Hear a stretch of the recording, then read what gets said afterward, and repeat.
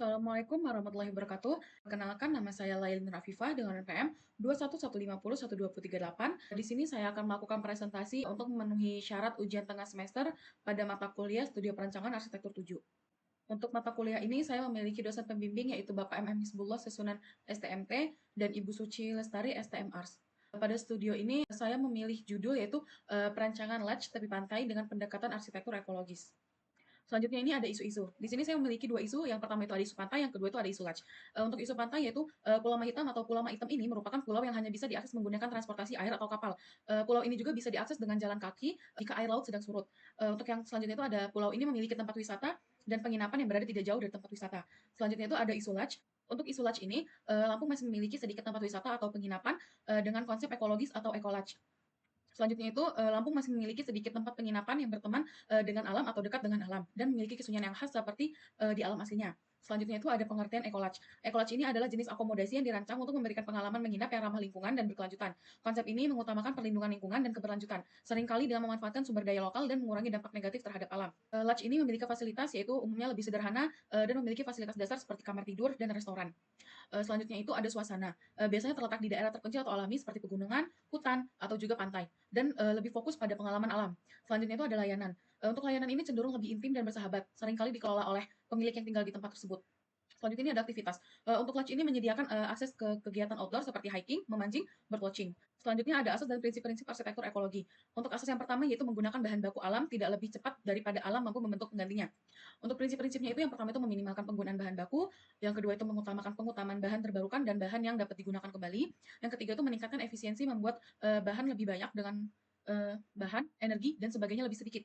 Selanjutnya itu ada asas yang kedua, yaitu menciptakan sistem yang menggunakan sebanyak mungkin energi terbarukan.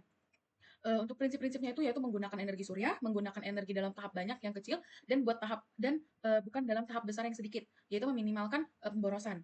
Selanjutnya itu asas ketiga yaitu mengizinkan hasil sambilan saja yang dapat dimakan atau yang merupakan bahan mentah untuk produksi bahan lain. Untuk prinsip-prinsipnya itu yaitu meniadakan pencemaran, selanjutnya itu ada menggunakan bahan organik yang dapat dikomposkan, selanjutnya itu menggunakan kembali, mengelola kembali bahan-bahan yang digunakan.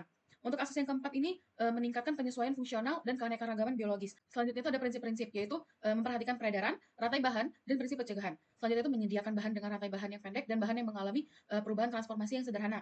Selanjutnya itu ada melestarikan dan meningkatkan keanekaragaman biologis. Selanjutnya itu ada preseden bangunan. Di sini saya memiliki 3 preseden bangunan. Yang pertama itu Pulau Macan Ecolodge Kepulauan Seribu. Selanjutnya itu ada Telunas Beach Resort Kepulauan Riau. Selanjutnya itu ada Ora Beach Resort Maluku. Selanjutnya perbandingan tapak. Untuk perbandingan ini saya memilih 3 lokasi. Yang pertama itu ada Pantai Teluk Pipah di Kalianda. Terus yang kedua itu ada Pulau Mahitam, Ketapang, Kabupaten Pesawaran. Yang ketiga itu ada di Pulau Pelagian Unik, Gebang, Kabupaten Pesawaran. Selanjutnya, di sini kita bisa melihat ada tabel dengan aspek analisis, yaitu ada luas lahan, aksesibilitas, kebisingan, kepadatan permukiman, topografi lahan, potensi satu fasilitas penunjang, kondisi lingkungan, dan fungsi atau kegunaan. Untuk tabel ini, poin yang paling banyak adalah di tapak kedua, yaitu memiliki 34 poin. Di mana poin ini menunjukkan bahwa tapak dua lah yang paling menonjol atau paling baik, yaitu di Pulau Mahitam, Ketapang, Kabupaten Pesawaran. Selanjutnya ini ada lokasi perancangan. Lokasi perancangan ini berada di Pulau Mahitam yang berada di Lampung, Indonesia, tepatnya di wilayah Kabupaten Pesawaran di Teluk Lampung. Pulau ini dikenal dengan pantainya yang indah serta air lautnya yang jernih, sehingga menjadi destinasi wisata populer untuk snorkeling dan menikmati pemandangan laut. Untuk mencapai pulau ini, wisatawan biasanya harus menyewa perahu dari pantai-pantai terdekat seperti Pantai Ketapang atau Pantai Selinggung yang berada tidak jauh dari Bandar Lampung.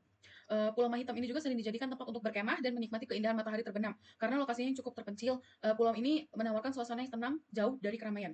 Selanjutnya ada analisis makro. Yang pertama itu ada tentang Kabupaten Pesawaran. Kabupaten Pesawaran ini terletak di sepanjang pantai barat daya Provinsi Lampung, berbatasan dengan Teluk Lampung di sebelah selatan. Pesawaran memiliki berbagai lanskap alam seperti pegunungan, dataran rendah, dan pantai.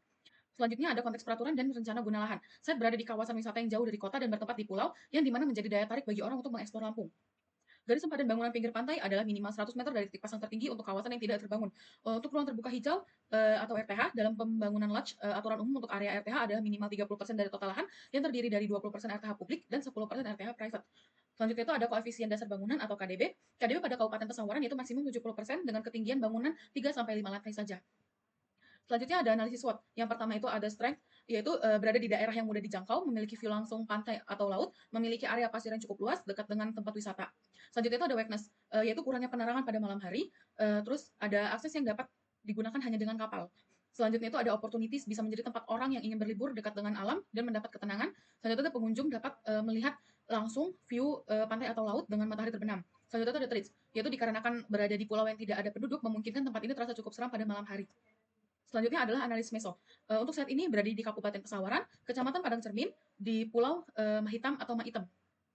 Selanjutnya, untuk Kabupaten Pesawaran memiliki luas 1.173,77 km persegi dengan kawasan strategis cepat tumbuh KSCT, yaitu kawasan agrowisata dan kawasan ekowisata. Untuk lokasi saat ini berada di Pulau Mahitam Ketapang, Kabupaten Pesawaran.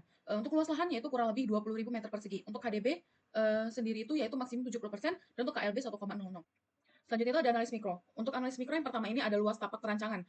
Untuk luasan tapak perancangan ini kurang lebih 20.000 meter persegi atau 2 hektar. Untuk tanggapannya ini dengan luasan 2 hektar ini akan dijadikan resort dengan pendekatan ekologi.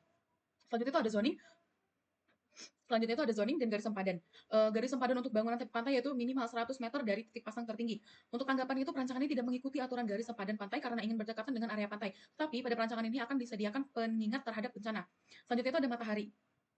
Untuk matahari ini terbit dari timur dan tenggelam di barat. Untuk tanggapannya ini, saya akan membuat banyak bukaan di area barat agar mendapatkan matahari sore. Selanjutnya ini ada pemanfaatan ruang. Area sekeliling site ini tidak ada bangunan.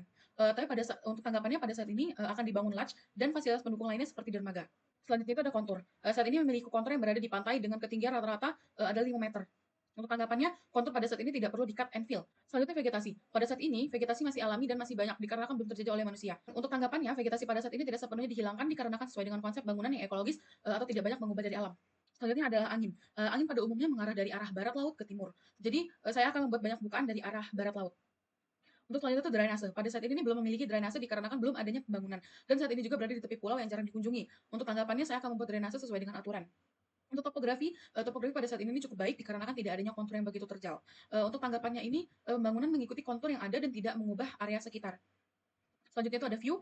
Untuk view barat itu ada pulau-pulau dan laut. Untuk view utara dan timur itu ada hutan-hutan. Untuk view selatan itu ada pulau-pulau dan laut. Untuk tanggapannya ini, merancang bangunan dengan bukaan paling banyak yang menghadap barat daya. Selanjutnya itu sirkulasi dan kendaraan. Saat ini hanya bisa ditempuh dengan menggunakan perahu dikarenakan saat ini berada di pulau yang berbeda. Untuk tanggapannya itu, kita membuat dermaga di site agar memudahkan pengunjung mengakses lokasi perancangan. Selanjutnya itu ada point of interest. Untuk site ini nih, tepat menghadap ke bagian matahari terbenam sehingga dapat melihat sunset secara langsung. Untuk tanggapannya, bukan utama bangunan dihadapkan ke arah barat agar bisa melihat sunset secara langsung. Selanjutnya itu ada kebisingan. Kebisingan pada area ini adalah kebisingan suara ombak dan suara hewan pada malam hari seperti jangkrik. Untuk tanggapannya tidak adanya perda kebisingan karena perancangan ini membuat konsep dekat dengan alam. Selanjutnya itu ada kedalaman pantai. Kedalaman pantai pada area ini sekitar 5-12 meter dari permukaan laut. Untuk tanggapannya itu tidak mengubah kedalaman pantai. Selanjutnya ada konsep. Yang pertama itu pengertian arsitektur ekologi. Untuk arsitektur ekologi itu adalah pendekatan desain dan konstruksi bangunan yang berfokus pada keberlanjutan lingkungan, meminimalkan dampak negatif terhadap alam, dan mendukung keseimbangan ekosistem. Tujuan utama arsitektur ekologi adalah menciptakan bangunan yang ramah lingkungan dengan efisiensi energi tinggi, pemanfaatan sumber daya alam yang berkelanjutan, serta mengurangi jejak karbon. Untuk pengertian LUDGE, itu LUDGE adalah bentuk akomodasi yang biasanya berlokasi di daerah perdesaan atau alam terbuka seperti pegunungan, hutan, atau kawasan satwa liar, berbeda dengan hotel yang lebih umum ditemukan di area perkotaan. LUDGE umumnya memberikan pengalaman menginap yang lebih santai dan dekat dengan alam. Selanjutnya itu ada pengertian ekolodge. Ekolodge adalah jenis penginapan yang dirancang dengan fokus pada keberlanjutan lingkungan, konservasi alam, dan pemberdayaan masyarakat lokal. Ekolodge biasanya berlokasi di daerah alam yang belum terjamah seperti hutan, pegunungan, atau pantai, dan berkomitmen untuk meminimalkan dampak negatif terhadap lingkungan. Berikut adalah beberapa elemen kunci dari ekolodge. Yang pertama itu ada desain ramah lingkungan, kedua ada pengelolaan sumber daya, ketiga itu ada konservasi lingkungan, keempat ada pemberdayaan masyarakat lokal, dan yang kelima adalah edukasi tamu. Pada perancangan ini, saya menggunakan material-material yang berbahan dasar kayu, beton, dan juga kaca. Selanjutnya itu ada elemen-elemen yang akan digunakan. Resort ini akan menggunakan elemen-elemen khas Lampung seperti gajah, siger, tapis, dan lain-lain. Atap resort ini akan menggunakan atap rumah adat Lampung. Selanjutnya itu ada program ruang. Untuk program ruang ini ada tabel kebutuhan ruang dan diagram bubble. Untuk tabel kebutuhan ruang ini dibagi menjadi 3 yaitu area pengunjung, staf dan pengelola, dan utilitas. Untuk area pengunjung ini ada area hunian yaitu ada 3 tipe kamar yaitu kamar superior dengan 8 kamar dengan standar ruang 8x4. Untuk kamar suite itu ada 5 kamar dengan standar ruang 10x6 dan kamar family kapasitas 2 kamar dengan standar ruang 12x8. Untuk area publiknya ada restoran 15x15, lobby 8x8, resepsionis 3x3. Selanjutnya ada staf dan pengelola. Untuk staf dan pengelola ini ada ruang istirahat dengan standar ruang 4x6, ruang loker dengan standar ruang 3x3, ruang arsip 5x5, ruang rapat 4x8, lavatory 3x4, pantry staff 3x4, pantry restoran 6x6, dan musola 3x3. Selanjutnya ada utilitas, yaitu ada ruang genset dengan standar ruang 8x10, ruang kontrol dengan 2x3, ruang pompa 2x3, ruang gudang 3x3. Selanjutnya ini ada diagram bubble. Untuk diagram bubble ini, untuk kamar tidur, ini interaksi sangat tinggi dengan kamar mandi dan interaksi cukup tinggi itu ke restoran. Untuk lobi ini berdekatan dengan restoran, dan lobi ini interaksi tinggi dengan dermaga dan resepsionis. Untuk restoran ini interaksi sangat tinggi dengan pantry restoran. Selanjutnya, resepsionis memiliki interaksi tinggi dengan ruang arsip, dan ruang arsip berdekatan dengan ruang rapat. Selanjutnya ada ruang istirahat. Ruang istirahat ini berdekatan dengan ruang loker dan memiliki interaksi yang tinggi ke lavatory dan pantry karyawan, dan lavatory memiliki interaksi yang sangat tinggi ke musola. Selanjutnya ada ruang kontrol. Ruang kontrol ini berdekatan dengan ruang pompa, ruang genset, dan ruang gudang. Selanjutnya ada blok pen. Untuk blok pen yang memiliki warna merah muda ini adalah area utilitasnya tadi. Untuk yang berwarna kuning ini area staf dan pengelola. Untuk yang warna biru ini adalah area resepsionis dan lobby. Dan yang untuk warna ungu ini area publik atau area restoran. Untuk yang berwarna pink tua ini adalah kamar tipe family. Untuk yang pink muda ini adalah tipe kamar yang suite. Dan yang berwarna kuning ini adalah tipe kamar superior. Dan yang berwarna merah ini adalah dermaganya. Untuk yang berwarna abu ini adalah jalan untuk menuju kamar-kamar tersebut. Selanjutnya di sini ada gubahan massa dari blok pen tersebut. Sekian presentasi dari saya. Jika ada salah kata dan kurang dimengerti, mohon maaf. Terima kasih. Wassalamualaikum warahmatullahi wabarakatuh.